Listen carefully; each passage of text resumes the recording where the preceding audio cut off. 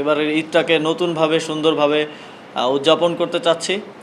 জুলাই গণঅভ্যুত্থানের পরে যেহেতু নতুন বাংলাদেশের কথা আমরা বলছি, সেই নতুন বাংলাদেশে আমাদের ঈদ আয়োজনটা আমরা যেভাবে দেখে আসছি, যত দিন যাচ্ছে ঈদের আয়োজনটা তত বেশি কালেকটিভ থেকে, সামাজিক থেকে সরে গিয়ে এটা অনেকটা ব্যক্তিগত কিংবা পারিবারিক উৎসবে রূপান্তরিত হচ্ছে এবং অনেকটাই আমরা দেখা যায় ঈদের দিন টিভি দেখে কিংবা ঘুমিয়ে কাটাচ্ছে, বিশেষ করে আমাদের জেনারেশন। সেই জায়গা থেকে এবারের ঈদটাকে আমরা নতুনভাবে আয়োজন করার, উদযাপন করার একটা উদ্যোগ নিচ্ছি।